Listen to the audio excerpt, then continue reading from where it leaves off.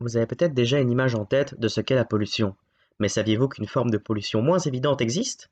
On l'appelle la pollution des sols. Voyons par exemple cette campagne, à l'apparence peu polluée. En se penchant sur ce qu'il se passe en profondeur, on découvrirait des divers déchets venant de sources toutes différentes. Les déchets peuvent avoir été enterrés volontairement, ou tout simplement déposés à la surface, liés à longtemps, puis recouverts au fil du temps.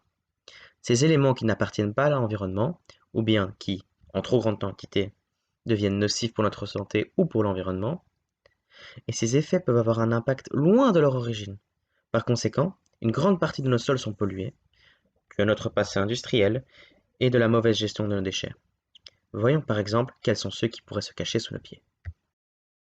Le saviez-vous? La source la plus importante de pollution sont les déchets du quotidien, avec un taux annuel en Europe d'une demi-tonne produite par personne. Mais moins de la moitié sont recyclés par les communes ou mis en compost. Le reste, quant à lui, est mis dans les décharges. La deuxième source la plus importante de pollution, suivant de près la première, sont la combinaison des activités industrielles et commerciales. Ces activités qui passent de l'extraction de la matière première à sa production et qui incluent notamment la production d'électricité, manipulent en grande quantité des produits chimiques, des produits radioactifs et des métaux dont l'utilisation peut, si elle est mal régulée, sortir de son contexte industriel et contaminer son environnement. Les pesticides ont également un impact direct sur nos cultures.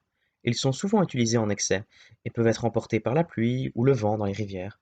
Ils s'infiltrent aussi dans les sols et peuvent, en doses conséquentes, perturber le fonctionnement de l'écosystème et donc paradoxalement en réduire la fertilité.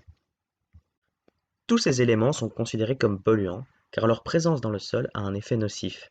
Pour l'eau, les polluants plongent progressivement dans les profondeurs des sols avec l'assistance des pluies et finissent dans des cavités souterraines qui peuvent être normalement des sources d'eau potable. Pour les aliments, les polluants s'accumulent dans les sols et sont ensuite consommés par les plantes et ou les animaux qui peuvent directement en mourir ou bien être à leur tour consommés par d'autres organismes vivants comme nous les êtres humains. Reprenons notre image de campagne et supposons qu'elle ait cessé toute production polluante.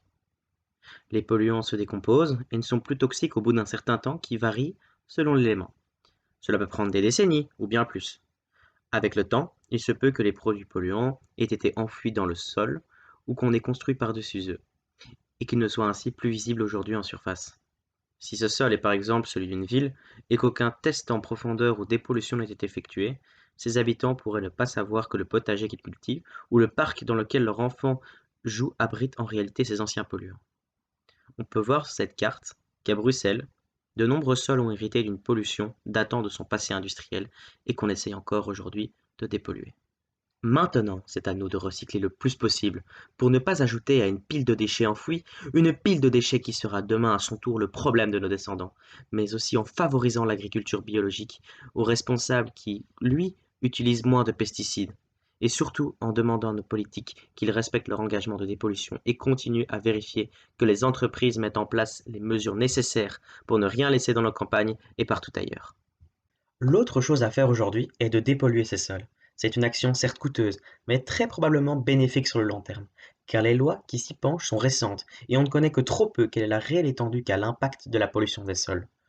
On découvre chaque année de nouvelles méthodes pour mieux dépolluer nos sols, et nos dirigeants semblent enfin prendre conscience du problème.